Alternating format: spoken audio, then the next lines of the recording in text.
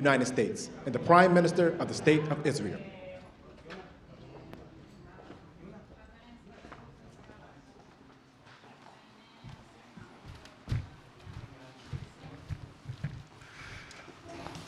Thank you very much.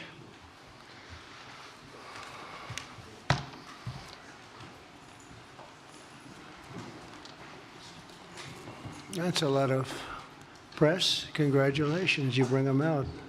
You really bring them out.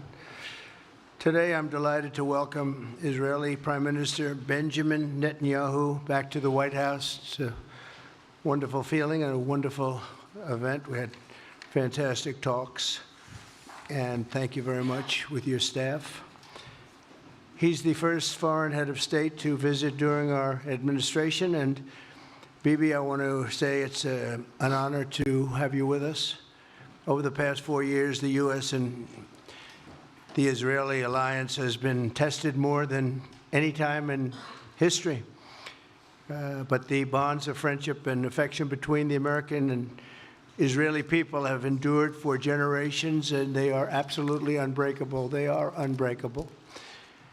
I'm confident that under our leadership, the cherished alliance between our two countries will soon be stronger than ever. We had a great relationship. We had great victories together 4 years ago. Not so many victories over the past 4 years, however. In my first term, Prime Minister and I forged a tremendously successful partnership that brought peace and stability to the Middle East like it hadn't seen in decades. Together, we defeated ISIS. We ended the disastrous Iran nuclear deal, one of the worst deals ever made, by the way, and imposed the toughest ever sanctions on the Iranian regime. We starved Hamas and Iran's other terrorist proxies, and we starved them like they had never seen before. Resources and support disappeared for them. I recognized Israel's capital, opened the American embassy in Jerusalem, and got it built, by the way. Built it too, just not only designated it, but got it built at a price that nobody's seen for 40 years. We got it built, it's beautiful, all Jerusalem stone, right from nearby, and it's something that's very special. And recognized Israeli sovereignty over the Golan Heights, something that they talked about for 70 years, and they weren't able to get it, and I got it. And with the historic Abraham Accord, something that was really an achievement that was, I think, going to become more and more important because we achieved the most significant Middle East peace agreements in half a century, but the Abraham Accords in particular, and I really believe that many countries will soon be joining this amazing peace and economic development transaction. It really is a big economic development transaction. I think we're going to have a lot of people signing up very quickly. Unfortunately, for 4 years, nobody signed up. Nobody did anything for 4 years except in the negative. Unfortunately, the weakness and incompetence of those years, those past 4 years, the grave damage around the globe that was done, including in the Middle East, grave damage all over the globe. The horrors of October 7th would never have happened if I were president. The Ukraine and Russia disaster would never have happened if I were president. Over the past 16 months, Israel has endured a sustained, aggressive, and murderous assault on every front, but they fought back bravely. You see that and you know that. What we have witnessed is an all-out attack on the very existence of a Jewish state in the Jewish homeland. The Israelis have stood strong and united in the face of an enemy that has kidnapped, tortured, raped, and slaughtered innocent men, women, children, and even little babies. I want to salute the Israeli people for meeting this trial with courage and determination and unflinching resolve. They have been strong. In our meetings today, the Prime Minister and I focused on the future, discussing how we can work together to ensure Hamas is eliminated and ultimately restore peace to a very troubled region. It's been troubled, but what's happened in the last 4 years has not been good. I want to thank Prime Minister Netanyahu for working closely with my transition team, the Special Envoy Steve Witkoff, who's here somewhere. Steve? Stand up, Steve, please. What a job you've done. What a good job you've done. Proud of you. Done a fantastic job. National Security Advisor Mike Waltz. Thank you, Mike, for working so well with us. Thank you. We have, in addition, Marco Rubio, who is on the phone right now, listening to every single word that we say, and he's going to be great. And Pete, congratulations. And Scott, congratulations. I see you're here. And Caroline's been doing a great job. She's really probably talked about more than anybody here. She's done a fantastic job, and thank you very much, Caroline. We're proud of you. But we'll only be satisfied when all of these problems are solved, and we have the team to solve them, and that's going to happen. And it's going to happen, I think, very quickly. I also strongly believe that the Gaza Strip, which has been a symbol of death and destruction for so many decades, and so bad for the people anywhere near it, and especially those who live there, and frankly, who's been really very unlucky. It's been very unlucky. It's been an unlucky place for a long time. Being in its presence just has not been good, and it should not go through a process of rebuilding and occupation by the same people that have really stood there and fought for it and lived there and died there and lived a miserable existence there. Instead, we should go to other countries of interest with humanitarian hearts, and there are many of them that want to do this, and build various domains that will ultimately be occupied by the 1.8 million Palestinians living in Gaza, ending the death and destruction and, frankly, bad luck. This can be paid for by neighboring countries of great wealth. It could be 1, 2, 3, 4, 5, 7, 8, 12. It could be numerous sites, or it could be one large site. But the people will be able to live in comfort and peace, and we'll make sure something really spectacular is done. They're going to have peace. They're not going to be shot at and killed and destroyed like this civilization of wonderful people has had to endure. The only reason the Palestinians want to go back to Gaza is they have no alternative. It's right now a demolition site. This is just a demolition site. Virtually every building is down. They're living under fallen concrete that's very dangerous and very precarious. They instead can occupy all of a beautiful area with homes and safety, and they can live out their lives in peace and harmony instead of having to go back and do it again. The U.S. will take over the Gaza Strip, and we will do a job with it, too. We'll own it and be responsible for dismantling all of the dangerous unexploded bombs and other weapons on the site, level the site and get rid of the destroyed buildings, level it out, create an economic development that will supply unlimited numbers of jobs and housing for the people of the area. Do a real job, do something different. Just can't go back. If you go back, it's going to end up the same way it has for 100 years. I'm hopeful that this ceasefire could be the beginning of a larger and more enduring peace that will end the bloodshed and killing once and for all. With the same goal in mind, my administration has been moving quickly to restore trust in the alliance and rebuild American strength throughout the region, and we've really done that. We're a respected nation again. A lot's happened in the last couple of weeks. We are actually a very respected nation again. I ended the last administration's de facto arms embargo on over $1 billion in military assistance for Israel. And I'm also pleased to announce that this afternoon, the United States withdrew from the anti-Semitic UN Human Rights Council and ended all of the support for the UN Relief and Works Agency, which funneled money to Hamas and which was very disloyal to humanity. Today, I also took action to restore a maximum pressure policy on the Iranian regime, and we will once again enforce the most aggressive possible sanctions, drive Iranian oil exports to zero, and diminish the regime's capacity to fund terror throughout the region and throughout the world. We had no threat when I left office. Iran was not able to sell oil. Nobody was buying oil because I said, don't buy it. If you buy it, you're not doing any business with the United States. And Hamas was not being funded. Hezbollah was not being funded. Nobody was being funded. There would never have been an October 7th. 2 weeks ago, I once again designated the Houthis as a terrorist organization. They're trying to destroy world shipping lanes, and that's not going to happen. And over the weekend, I ordered airstrikes against senior ISIS leaders hiding in the caves of Somalia and took them out. Here in America, we've begun the process of deporting foreign terrorists, jihadists, and Hamas sympathizers from our soil, just as we have people that are extremely evil, and we're sending them out of our country. They came from jails. They came from mental institutions and insane asylums, and they were dumped into our country. They're gang members. We're getting them out at numbers that nobody can actually believe. And every single country is taking those people back. They said they would never take them back, and they're all taking them back, and they're taking them back very gladly. And I recently signed an executive order combating the vile wave of anti-Semitism that we've seen in the aftermath of the October 7th attacks.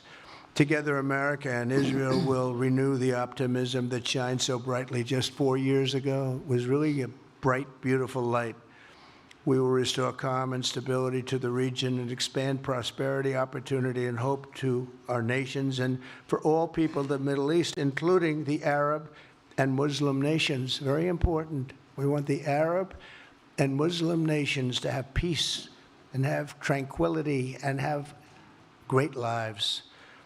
I'd like to now invite Prime Minister Netanyahu to say a few words, and we'll take some questions afterwards. Thank you very much. Thank you, Mr. President. I'm honored that you invited me to be the first foreign leader to visit the White House in your second term. This is a testament to your friendship and support for the Jewish state and the Jewish people. I've said this before, I'll say it again. You are the greatest friend Israel has ever had in the White House.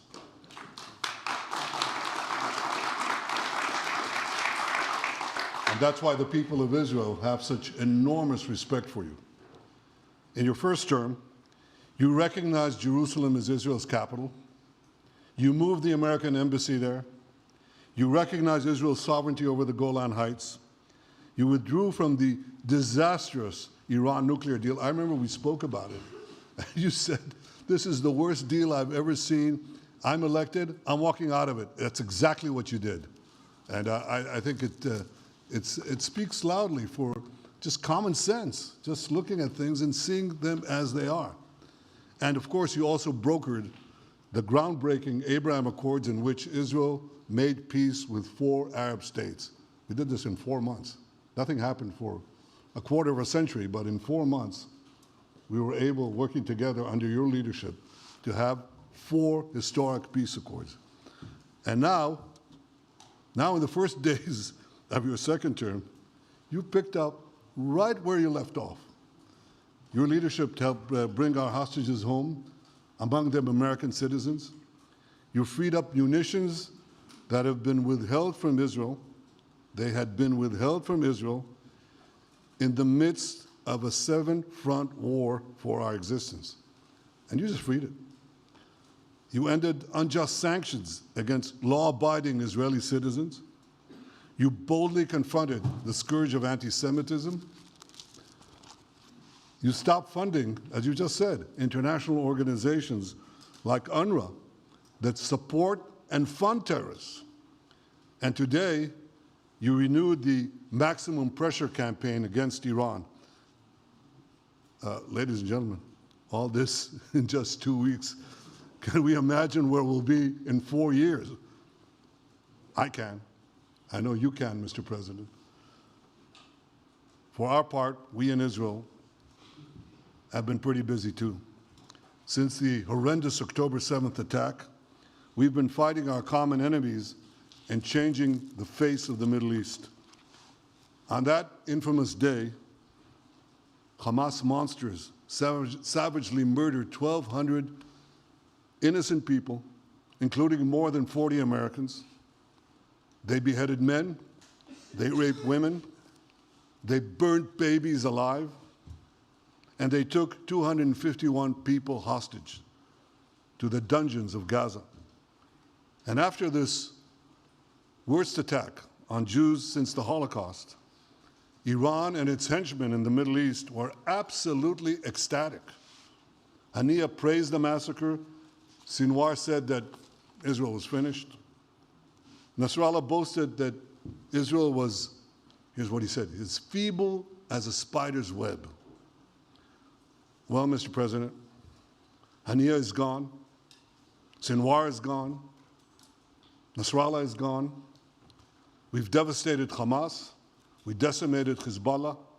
We destroyed Assad's remaining armaments. And we crippled Iran's air defenses. And in doing this, we've defeated some of America's worst enemies. We took out terrorists who were wanted for decades for shedding rivers of American blood, including the blood of 241 Marines murdered in Beirut. We accomplished all this with the indomitable spirit of our people and the boundless courage of our soldiers. The Bible says that the people of Israel shall rise like lions, and boy did we rise. Today, the roar of the Lion of Judah is heard loudly throughout the Middle East. Israel has never been stronger, and the Iran terror axis has never been weaker. But as we discussed, Mr. President, to secure our future and bring peace to our region, we have to finish the job. In Gaza, Israel has three goals: destroy Hamas's military and governing capabilities, secure the release of all of our hostages, and ensure that Gaza never again poses a threat to Israel. I believe, Mr. President, that your willingness to puncture conventional thinking that has failed time and time and time again, your willingness to think outside the box with fresh ideas will help us achieve all these goals. And I've seen you do this many times. You cut to the chase. You see things others refuse to see. You say things others refuse to say. And after the jaws drop, people scratch their heads and they say, you know, he's right. And this is the kind of thinking that enabled us to bring the Abraham Accords. This is the kind of thinking that will reshape the Middle East and bring peace. We also see eye to eye on Iran. That's the same Iran that tried to kill us both. They tried to kill you, Mr. President. They tried through their proxies to kill me. We're both committed to rolling back Iran's aggression in the region and ensuring that Iran never develops a nuclear weapon. Mr. President, ladies and gentlemen, Israel will end the war by winning the war. Israel's victory will be America's victory. We will not only win the war, working together, we will win the peace. With your leadership, Mr. President, and our partnership, I believe that we will forge a brilliant future for our region and bring our great alliance to even greater heights. Thank you. Thank you very much, baby. Very nice. Thank you. And J.D. Vance, everybody. J.D., please, Vice President, stand up. He's been doing a good job. He's been working very hard on all things, but this in particular. We'll take some questions, please. Yes, ma'am. Go ahead, please. Go ahead. Yeah, go ahead. Mr. President, can a normalization deal with Saudi Arabia be achieved without the acknowledgement of a Palestinian state? That question for you too, Mr. Prime Minister. And Mr. President, given what you've said about Gaza, did the U.S. send troops to help secure the security vacuum? So Saudi Arabia is going to be very helpful, and they have been very helpful. They want peace in the Middle East. It's very simple. We know their leader and their leaders very well. They're wonderful people, and they want peace in the Middle East. As far as Gaza is concerned, we'll do what is necessary. If it's necessary, we'll do that. We're going to take over that peace, and we're going to develop it, create thousands and thousands of jobs, and it'll be something that the entire Middle East can be very proud of. But everybody feels that continuing the same process that's gone on forever, over and over again, and then it starts, and then the killing starts, and all of the other problems start, and you end up in the same place, and we don't want to see that happen. So by the United States, with its stability and strength, owning it, especially the strength that we're developing and developed over the last fairly short period of time, I would say really since the election, I think we'll be a keeper of something that is very, very strong, very powerful, and very, very good for the area, not just for Israel, for the entire Middle East, very important. And we'll, again, have thousands of jobs, and there'll be jobs for everyone, not for a specific group of people, but for everybody. Okay, please.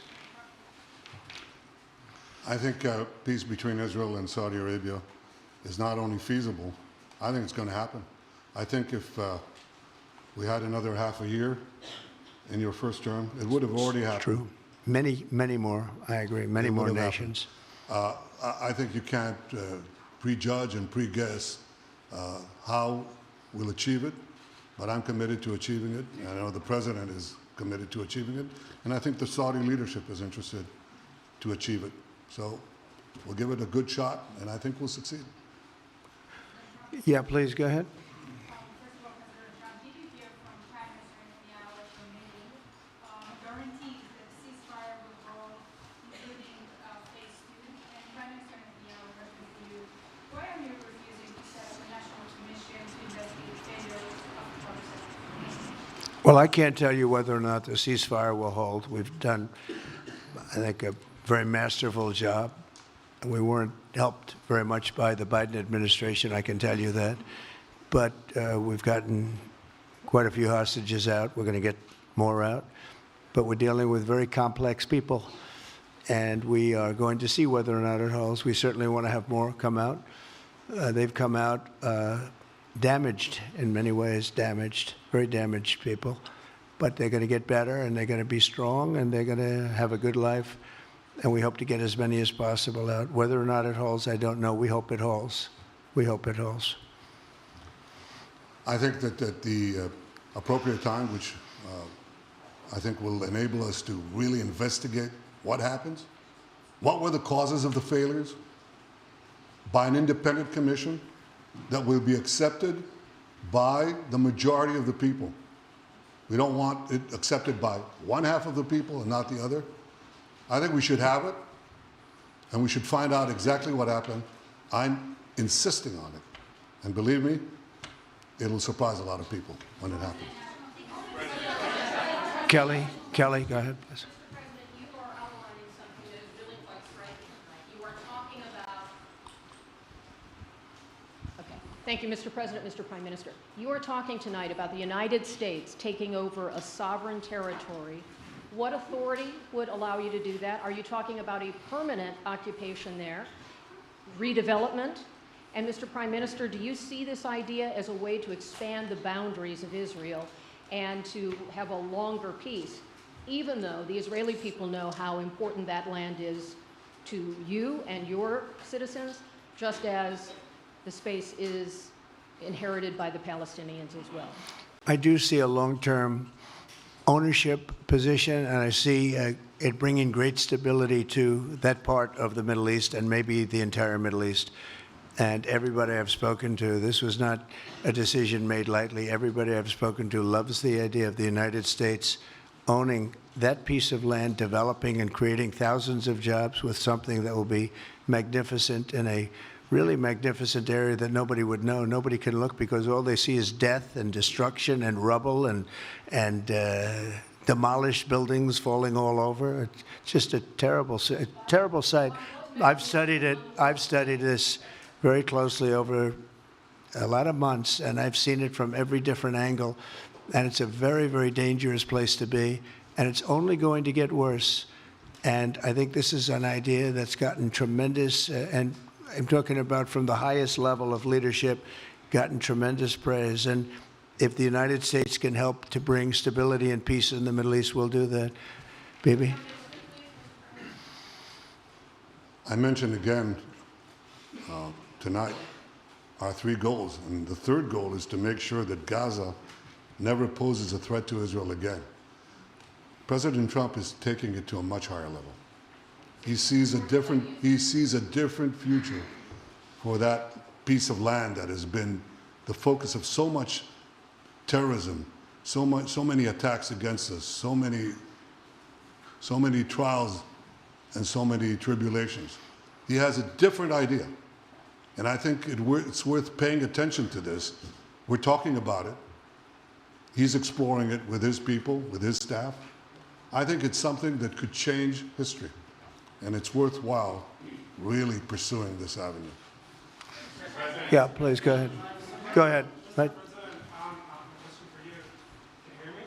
Yeah. So before rebuilding Gaza again, obviously to take all the hostages, and one of them is Netanyahu, an American soldier who is alive. How will you be sure that you will take out all the hostages and then rebuild? We're working very hard to get all the hostages. The word is all, and we are working very hard. So far, it's been moving along fairly rapidly, pretty much on schedule.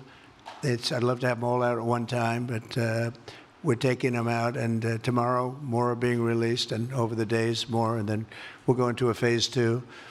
But we'd like to get all of the hostages, and if we don't, it will just make us somewhat more violent. I will tell you that, because they would have broken their word. Mr. Witkoff and his entire group have been working 24 hours around the clock, and they want them out, and promises have been made to them, and we'll see whether or not those promises will be kept. But we want all the hostages, that's right. How much time do you think it will take? A month? Do you support, Mr. President, do you support Israeli sovereignty in Judea and Samaria, areas which many believe is the biblical homeland of the Jewish people? Well, we're discussing that with many of your representatives. You're represented very well, and people do like the idea, but we haven't taken a position on it yet. But we will be we'll be making an announcement probably on that very specific topic over the next 4 weeks. Go ahead, please. Please. Thank you so much, Mr. President. So you just said that you think all the Palestinians should be relocated to other countries. Does that mean that you do not support a two-state solution? It doesn't mean anything about a two-state or one state or any other state. It means that we want to have, we want to give people a chance at life. They have never had a chance at life because the Gaza Strip has been a hellhole for people living there. It's been horrible. Hamas has made it so bad, so dangerous, so unfair to people.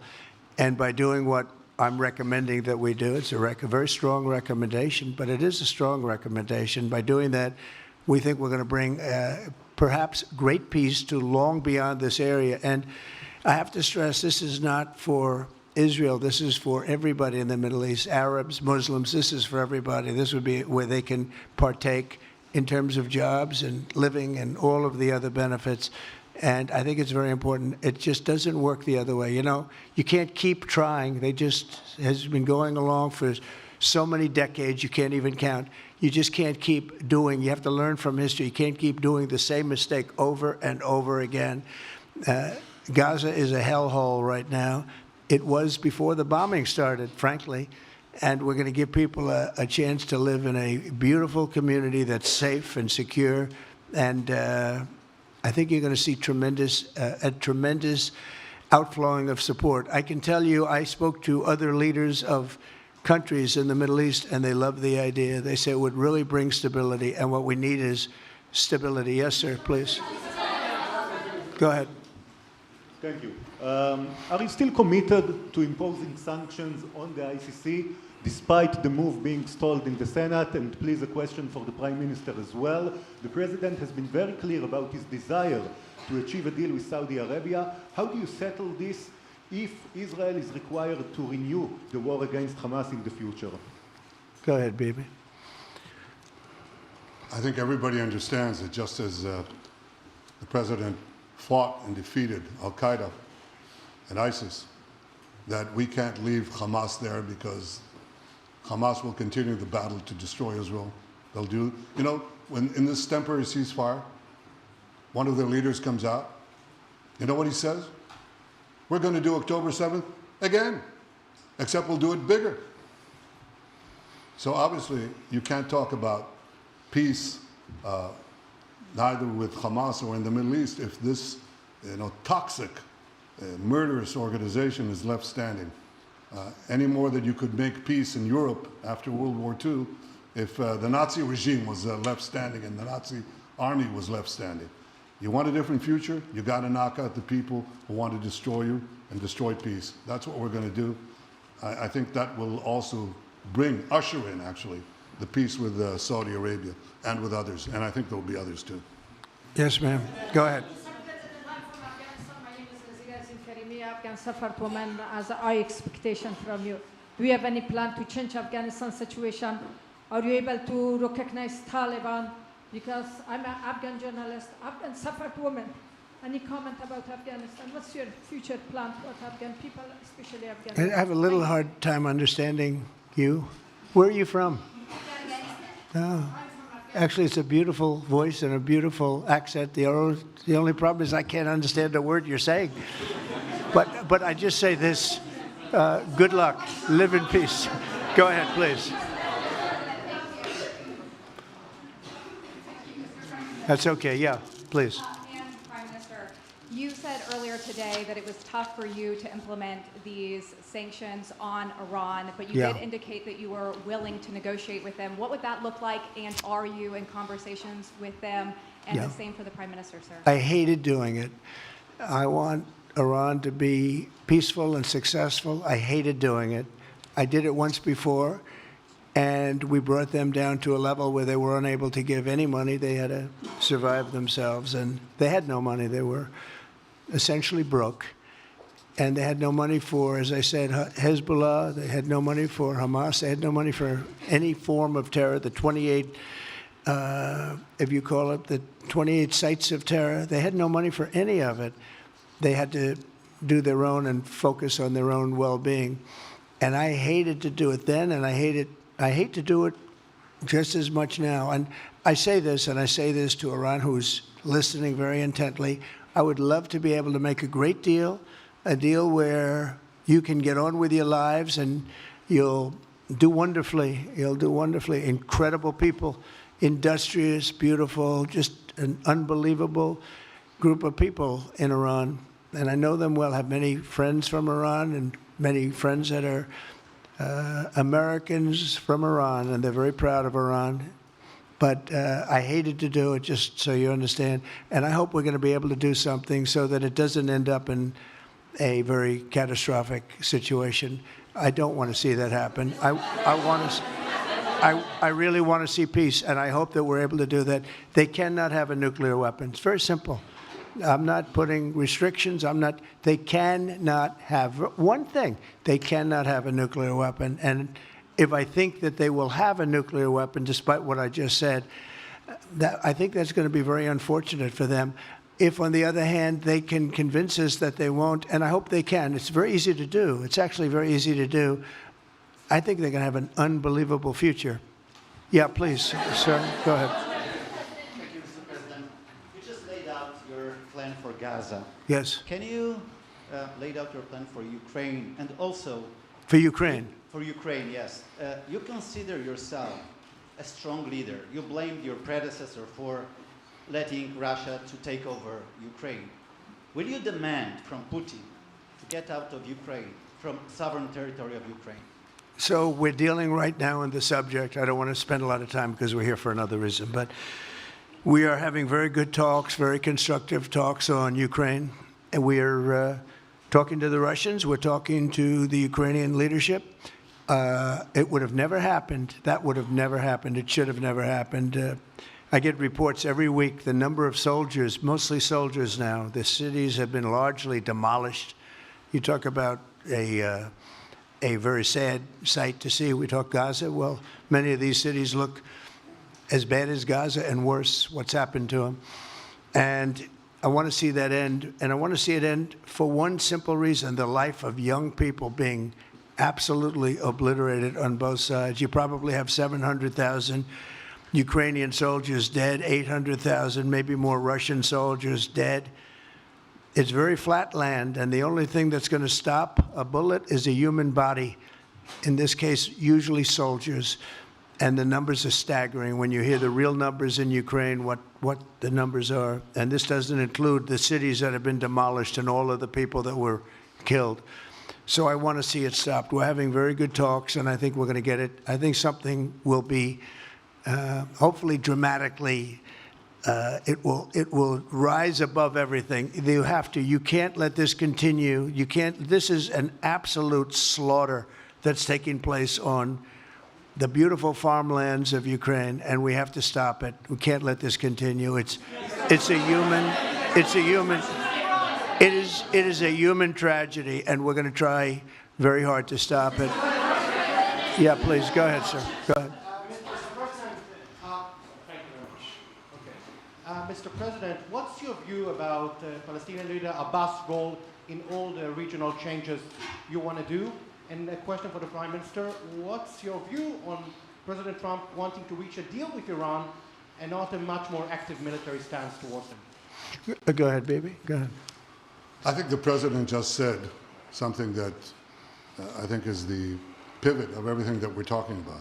He said Iran cannot have a nuclear weapon. And we fully agree with that. If this goal can be achieved by a maximum pressure campaign, so be it. But I think the most important thing is to focus on the goal, which the president just did, and I fully agree with it. Well, I said it, and he said it very well. It's a campaign of pressure to see if we can get something done.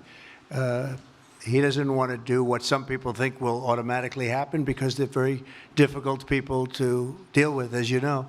But if we could solve this problem without warfare, without all of the things that you've been witnessing over the last number of years, it would be, I think it would be a tremendous thing. Go ahead, please. Do you have any plans to visit Israel soon? To visit where? Israel and Gaza. Oh, well, I love Israel. I will visit there, and I'll visit Gaza, and I'll visit Saudi Arabia, and I'll visit other places all over the Middle East. The Middle East is an incredible place, so vibrant, so it's just one of the really beautiful places and with great people. And I think a lot of bad leadership has taken place in the Middle East that's allowed this to happen. It's just terrible. And that includes on the American side, by the way. We should have never gone in there a long time ago, spent trillions of dollars and created so much death. So that includes Americans. But yeah, I'll be visiting a lot of different places in the Middle East. I've been invited everywhere, but I will be visiting some, yeah. Okay. Let's go. Caitlin, go ahead, Caitlin. Caitlin, go ahead. On what you were saying there. Say it. Go ahead, please. Just to follow up on what you were saying about the Gazans leaving Gaza, going to other countries. One, where exactly are you suggesting that they should go? And two, are you saying they should return after it's rebuilt? And if not, who do you envision living there? I envision the world, people living there, the world's people. I think you'll make that into an international, unbelievable place. I think the potential in the Gaza Strip is unbelievable. And I think the entire world, representatives from all over the world will be there, and they'll live there. Palestinians also. Palestinians will live there. Many people will live there. But they've tried the other, and they've tried it for decades and decades and decades. It's not going to work. It didn't work. It will never work. And you have to learn from history. History has, you just can't let it keep repeating itself. We have an opportunity to do something that could be phenomenal. And I don't want to be cute. I don't want to be a wise guy, but the Riviera of the Middle East, this could be something that could be so bad. This could be so magnificent. But more importantly than that is the people that have been absolutely destroyed that live there now can live in peace in a much better situation because they're living in hell. And those people will now be able to live in peace. We'll make sure that it's done world class. It'll be wonderful for the people. Palestinians mostly we're talking about. And I have a feeling that despite them saying no, I have a feeling that the king in Jordan and that the general president, but that the general in Egypt will open their hearts and will give us the kind of land that we need to get this done, and people can live in harmony and in peace. Thank you all very much. Thank you. Thank you very much. Thank you.